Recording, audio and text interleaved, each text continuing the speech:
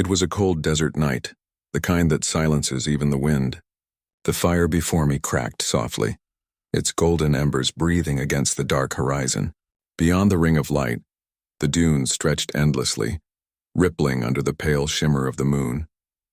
I sat wrapped in my cloak, the sand cool beneath my boots, my rifle resting beside me. The hunt had ended hours ago, but I hadn't yet found the peace I'd come seeking. I often came to the desert when the weight of the world grew heavy. People think wealth is freedom, that power fills the soul, but they never see the spaces it empties. I owned lands, falcons, horses, and men who bowed when I spoke. Yet when night fell, and I was alone with the stars, I could not escape the sound of my own silence. The desert was the only place that asked for nothing from me. No greetings, no expectations. It let me breathe. It let me remember I was still a man, not just a name whispered with respect or fear. The air was sharp that night, each breath like glass against my throat. I poured a cup of tea from the kettle set on the fire, the scent of cardamom rising in thin curls of steam. Somewhere far off, a fox cried, its echo rolling through the dunes like a question that had lost its answer.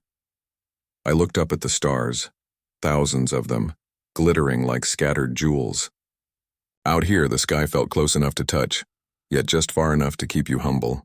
I thought about my father, who used to say, "The desert listens when no one else does." I hadn't understood it when I was young. But now at 36, I knew what he meant. The dunes absorbed everything, your pride, your pain, your unspoken prayers, and in return they offered silence.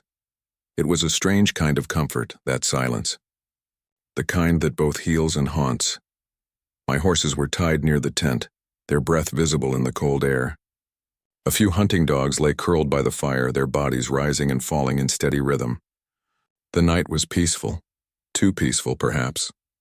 I took another sip of tea and leaned back against a folded rug. The scent of the fire mixed with the dry sweetness of the sand. My thoughts drifted, to the city, the endless meetings, the hollow laughter of people who smiled without meaning it. They would call me Your Excellency, yet none of them truly saw me. Out here there were no titles, only wind, stars, and truth. The fire popped suddenly, a spark flying upward and dying midair. My mind wandered to old memories, of a time when I'd been less careful with my heart. A time when I believed love was enough to change people. That was long ago, before I learned that devotion could turn into distance and tenderness could fade like tracks in the sand. Now I hunted more than animals. I hunted quiet. I hunted moments that made sense of my life again. I closed my eyes for a moment, listening to the steady hum of the desert, the shifting sand, the faint hiss of wind brushing the dunes. The world felt infinite, yet I had never felt more aware of my own solitude. Then, just as I began to sink deeper into my thoughts, I heard something, faint but clear. Footsteps. At first, I thought it might be one of my men returning from a nearby ridge. But no one should have been out this far at this hour. The sound was soft, uneven, hesitant. Someone was walking toward my camp. I straightened, my hand instinctively brushing the rifle beside me. The dogs lifted their heads but didn't bark, only stared into the darkness. The firelight flickered, throwing long shadows across the sand. The footsteps came closer, slow and uncertain. Whoever it was, they were trying not to startle me. Or perhaps they were the ones afraid. I stood, the night air biting against my skin. Beyond the glow of the fire, I could make out a figure, tall, thin, moving carefully over the dunes. The moonlight caught on something metallic, a helmet perhaps, and then I saw the face beneath it. A young man. Dust on his clothes. Eyes tired, searching. And in that moment, as the wind shifted around us, I knew the desert was about to speak again. It always did, when you least expected it. He came closer, step by uncertain step, until the firelight touched his face. He couldn't have been more than 25. Young, fair-skinned, with travel-worn clothes and a layer of dust that told of long miles behind him. His hair clung damply to his forehead. His eyes, pale as morning sky, darted between the fire, my rifle, and me. "Sorry," he said, his voice thin from the cold. "My bike broke down a few kilometers back." I saw the firelight from the road. I didn't mean to intrude, just needed a place to wait until sunrise. The desert wind rose and fell between us. I studied him for a moment, weighing the tremor in his hands against the honesty in his face. Out here, trust was currency rarer than gold. Strangers could be lost souls or trouble wearing a friendly smile. "Where are you headed?" I asked, keeping my tone even. "Toward Riyadh," he replied. "I'm trying to cross before the weekend." I didn't plan for the bike to give up on me. He gave a nervous half-laugh that cracked halfway through. "Guess I should have." The dogs had relaxed again, sensing no threat. I lowered my rifle slightly. His boots were torn, his jacket thin. The desert at night could swallow a man whole if he wasn't careful. "You'll freeze before dawn," I said finally. "Come closer to the fire." He hesitated, as if unsure whether the invitation was genuine. When I nodded, he stepped into the circle of light, holding his palms out to the flames. The relief on his face was almost painful to see. "Thank you," he murmured. "I didn't think anyone would be out here." "Few are," I answered. "Few are still with reason." He smiled faintly. "Guess I'm lucky then." I poured tea into a metal cup and handed it to him. He accepted it with both hands, polite, careful. He drank slowly, savoring the warmth as though it were life itself. For a long time, neither of us spoke. The fire popped and the stars leaned closer above the tent. He looked around my camp, the rugs, the saddled horses, the modest hunting tools, and said quietly, "You live here?" "Only sometimes," I told him. "When the world becomes too noisy." He nodded like he understood. "That's why I travel," he said. "Noise follows me everywhere." His words caught me off guard. Beneath his youth there was weariness, a kind that doesn't come from distance but from life. I had seen that look in mirrors before. I motioned toward a small pot of stew simmering near the coals. "You must be hungry." He hesitated. "I don't want to take your food." "You already took my piece," I said, half smiling. "You might as well take a meal." He laughed, a soft, genuine sound, and accepted the bowl. He ate quietly, every few bites glancing at me as if to confirm he wasn't dreaming this kindness. I watched him, still guarded, but curiosity had replaced suspicion. He told me his name was Ethan. He'd left the U.S. months ago, working his way east through odd jobs and motor miles. "Just wanted to see what's left of the world before it changes too much," he said. "Or maybe before I do." I listened, saying little. He filled the silence with stories about open highways, city lights fading in rearview mirrors, strangers who helped and others who didn't. The fire painted his face in shifting golds, making him look older one moment, boyish the next. Despite myself, I found comfort in his voice. There was something unpolished, sincere, like water drawn straight from a well. My life had been full of people who spoke to impress. This one spoke simply to be heard. When he'd finished eating, he set the bowl aside carefully, thanked me twice, then glanced toward the tent. "If it's all right, could I stay there till morning?" "Just until the sun's up. I'll fix the bike and be gone." His request hung in the air. Letting a stranger sleep so close felt reckless. Yet leaving him outside meant condemning him to the cold. The desert's mercy was thin. "I knew that better than most. You may stay," I said at last. "There's a blanket inside. The dogs will warn me if you try anything foolish." "I won't," he promised quickly. "I just need a few hours." He rose, thanked me again, and ducked into the tent. I watched the fabric settle behind him, the firelight flickering on its surface. For a while I stayed seated, staring at the stars that glimmered above the dunes like silent witnesses. Strange, how one moment a man can be perfectly alone, and the next, the universe sends someone walking out of the dark. I wondered what it meant, this encounter, this sudden disruption of solitude. The desert had been my refuge, my quiet companion. Yet tonight it had brought me a reminder. No matter how far you run from the world, it will find you in the form of another beating heart. As I poured the last of the tea into my cup, the tent shifted slightly in the wind. I could hear the faint sound of the young man settling in, the rustle of blankets, a tired sigh.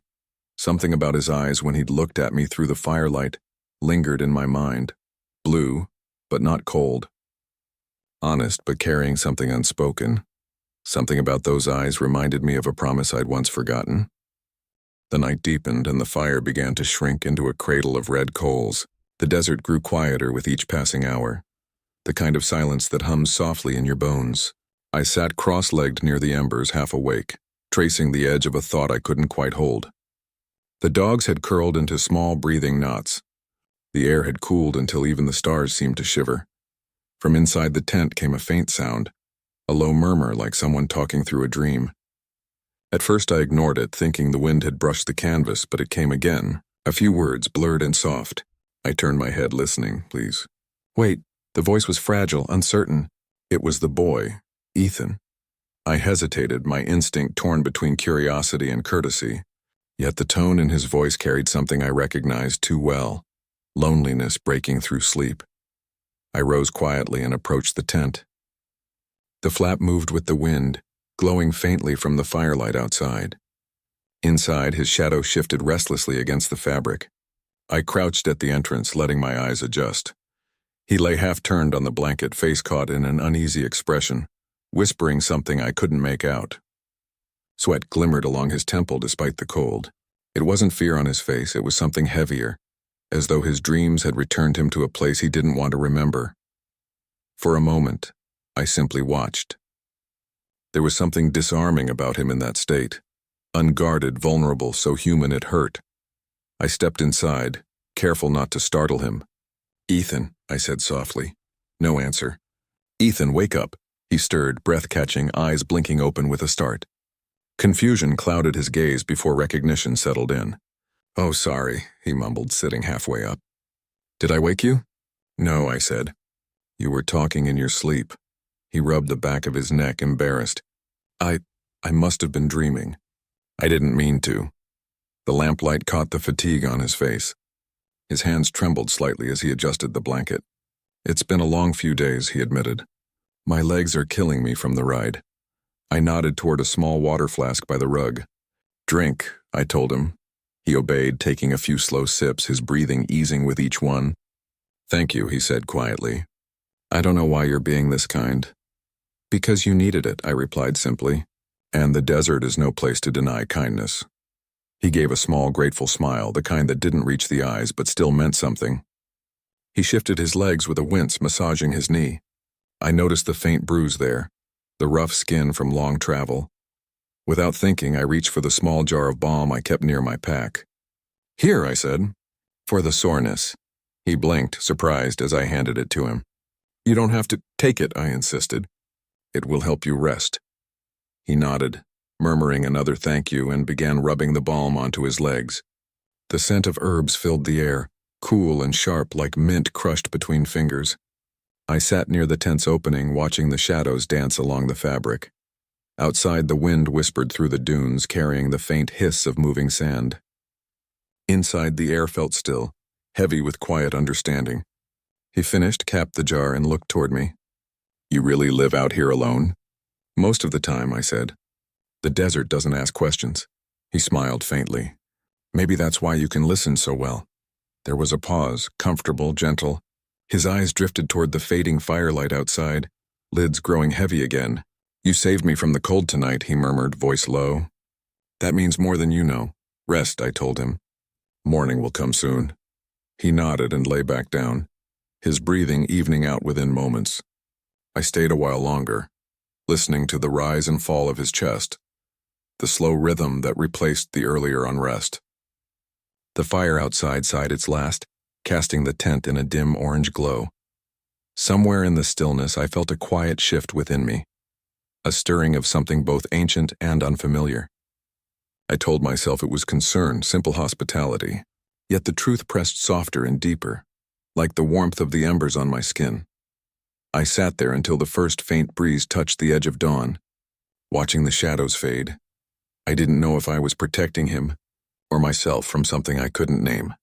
The desert never really sleeps, it only changes its rhythm. By the time I returned to the fire, the coals had dimmed to a patient red, breathing softly against the black sand. The stars had multiplied, filling the sky so completely that the horizon itself looked like a bowl of glass dusted with light. I tossed another piece of dry wood into the pit and watched the flames rise again, gold licking against the dark. From behind me, I heard the soft shuffle of footsteps. Ethan stepped out of the tent, still wrapped in the wool blanket. His hair was tousled from restless sleep, and his voice came out quiet, almost apologetic. "Couldn't sleep," he said. "The silence is too loud." I smiled faintly. "That's the desert's trick. It makes you listen to yourself." He came closer and sat across from me, holding his hands out toward the fire. For a while, neither of us spoke. The wind moved gently through the dunes, brushing the sand in soft waves. This place feels unreal, he said finally. It's like the whole world stops here. It does, I replied. That's why I come. Out here, time doesn't matter. Only the fire, the stars, and what you carry inside. He looked up at me, his expression thoughtful. You sound like someone who's been alone a lot. I met his gaze, then turned back to the flames. Maybe too much, I admitted. But solitude is easier than people who want what you have and never see who you are. He nodded slowly, eyes tracing the firelight. Yeah, I know that feeling. You? I asked, a hint of surprise in my voice. You're young. The world must open easily for you. He laughed softly, a tired, honest sound. It opens, sure, but it never stays open. I've been on the road for months. Different countries, different languages, but everywhere I go, people want to sell something. An image, a promise, a piece of their truth for a price. I wanted something real, so I kept moving east. He stared into the fire for a long moment, then added quietly, but maybe I wasn't looking for a place. Maybe I was just running. I watched the reflection of the flames dance in his eyes, blue but flickering with gold now. Running from what? From comfort, he said after a pause. From the version of myself that was safe. Back home I had a job, a routine, people who expected things from me, but I felt like I was sleepwalking through someone else's dream. I leaned back slightly, resting my elbows on my knees. You wanted to feel alive again? He smiled, a small curve of the lips that carried something deeper. Exactly. For a moment I envied him. That hunger for life, that courage to walk away from everything familiar. I had buried those years ago under duty and reputation. I told him as much. I was born into a life of comfort, I said. Privilege, they call it. My father built it and I inherited it. But peace doesn't come with inheritance papers. It must be earned, and I don't know if I ever learned how. Ethan glanced up at me, his expression gentle. You sound like a man who carries too much on his shoulders. I chuckled quietly. That's what power feels like, weight disguised as respect. He nodded, thoughtful. Back home it's the same. People chase money, titles, and forget what the world feels like when you stand still for 5 minutes. We both laughed, softly, at the shared truth. The sound felt strange and comforting in the same breath. The wind picked up again, carrying the faint scent of dry sage. I poured us both more tea, and he accepted his cup gratefully. For a few minutes we sat in silence, listening to the desert breathe. What about love? He asked suddenly, glancing toward me with a half smile. Does a man like you have time for that? The question caught me off guard. Love? I repeated. Once, perhaps. But love in my world often comes with conditions. He tilted his head, intrigued. Conditions? People love what they can gain from you, I said quietly. Not what they can give. He stared into his cup, the flickering light touching his features. Maybe that's why you come here, he said after a while. You're not just hunting animals, you're hunting truth. I let out a small laugh. And you? What are you hunting, Ethan? He looked up, his voice almost a whisper. Myself, I think. Or the version of me that isn't afraid to start over. Something in his tone, so vulnerable, so raw, settled into the quiet between us like a secret meant only for the night. I said softly, maybe that's what the desert is for. It strips everything away until only the truth remains. He nodded slowly, eyes shining in the firelight. Then maybe I'm exactly where I need to be. The fire crackled, sparks rising like small stars before fading into the dark. The silence that followed wasn't empty anymore. It was full of unspoken understanding, of two souls who had found a strange kind of company in their solitude. He smiled faintly. You know, I didn't think I'd talk this much tonight. Guess the desert makes people honest. Or maybe, I said, it reminds us how to listen. He looked at me across the fire, and for a moment the distance between our worlds, east and west, tradition and freedom, felt thin as air. A quiet peace settled over us, gentle as the sand shifting outside the tent. He leaned back, eyes still on the stars. I'll remember this night, he said softly. No cities, no noise. Just fire, tea, and someone who understands. I didn't answer right away. I was watching the reflection of the flames in his eyes again, how they moved like thoughts unspoken. When I finally spoke, my voice was low, almost to myself. In the desert, I said, strangers can feel like mirrors. The morning crept upon the desert softly, like a secret the night could no longer hold. When I stepped out of my tent, the air was cool and gentle, carrying that faint sweetness that lingers before the heat takes over. The dunes stretched endlessly around us, golden now instead of silver, each curve kissed by the newborn sun. For a moment I stood still, simply breathing. It had been a long time since dawn had felt like a beginning rather than a repetition. Inside I heard movement, the sound of metal clinking lightly. When I turned, I saw him already awake, kneeling near the small pot where the embers of last night's fire still smoldered. He was trying to coax a flame out of it, his hair messy, his face softened by sleep and sunlight. When he looked up, he smiled. A quiet, unguarded thing that disarmed me far more than I expected. "You're up early," I said. "Couldn't sleep," he replied, voice still rough with drowsiness. "The desert's too beautiful in the morning to waste it." He looked out at the dunes, eyes narrowing against the rising light, and for a moment I saw something in him, a kind of longing I understood too well. That hunger for peace, for belonging, for a silence that doesn't feel empty. I joined him by the fire, adding a few dry twigs to the coals until the flames revived. He thanked me with a small nod, then began to prepare the simple breakfast we'd agreed upon. Bread warmed by the fire, dates, and tea. His hands moved with care, like even the smallest task deserved respect. "Back home," he said suddenly, "I never stop moving. There's always noise, cars, phones, people wanting something, but here, it feels like time slows down just enough for you to hear yourself think." I smiled faintly. "That's why I come here," I told him. "The desert doesn't speak unless you're willing to listen." He looked at me then, truly looked, and for a heartbeat, I wondered if he understood what I meant beyond the words. The silence that follows a life too full, the ache of having everything and still feeling incomplete. As we ate, the sun climbed higher and its light turned sharper, filling every shadow. He told me stories, small ones, and about his travels. A storm he'd escaped in Turkey, a kind family that had shared a meal with him in Jordan, the way he slept under open skies just to remind himself the world was bigger than his fears. When he laughed, it was soft, almost shy, and yet it carried that same restless energy that had brought him all the way here, to a stranger's tent in the middle of the desert. "I should check on my bike soon," he said after a while. "Maybe I can fix it before the heat gets bad." I wanted to offer help immediately, to send one of my men to give him tools, anything that would delay his departure. But something in his tone stopped me.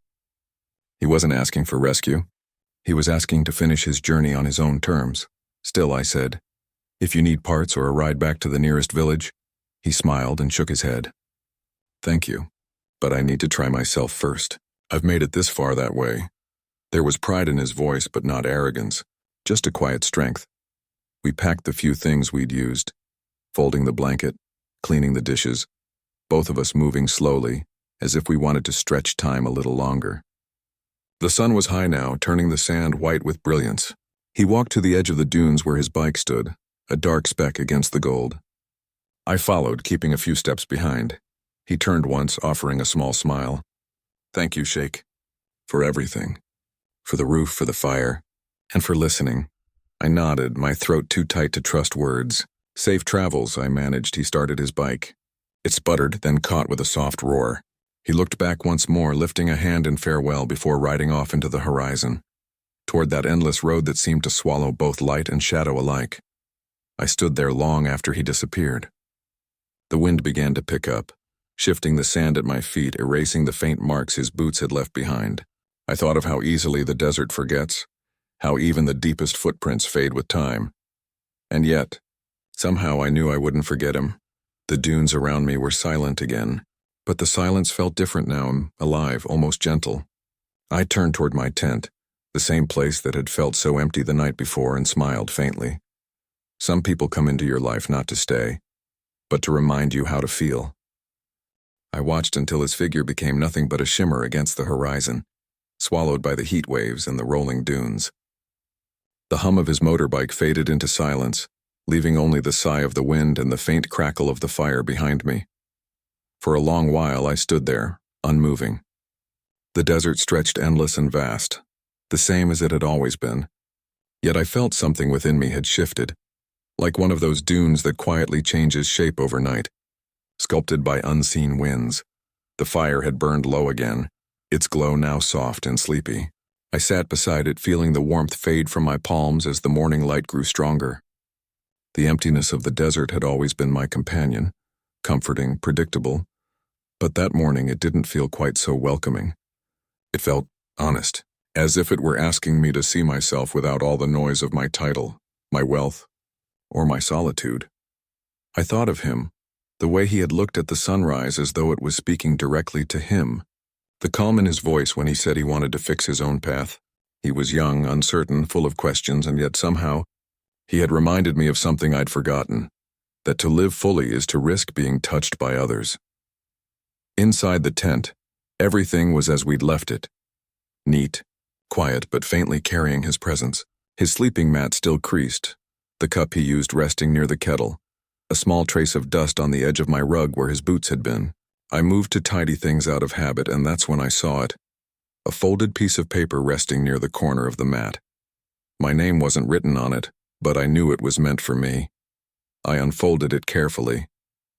The handwriting was simple, slightly uneven, but sincere. Thank you for the fire, the food, and the kindness. You reminded me the world still has warmth. I read the line twice, maybe 3 times. It was nothing elaborate, just a few words scribbled by a traveler passing through. Yet it held more truth than many letters I'd received in my life. I sat down on the mat, the note trembling slightly between my fingers. How strange it was that a stranger could see through the walls I had built for years. Not by asking questions or prying, but simply by being there. By sharing silence. Outside, the wind picked up, lifting grains of sand into the air, swirling them around the tent like a quiet storm. I looked out at the horizon again. He was gone, yes, but not lost. And neither was I. For the first time in years, I didn't feel like a man escaping his life. I felt like one returning to it. I took the note, folded it gently, and slipped it into the inner pocket of my robe. It felt light but meaningful, a reminder that kindness still mattered, even when it came from chance encounters.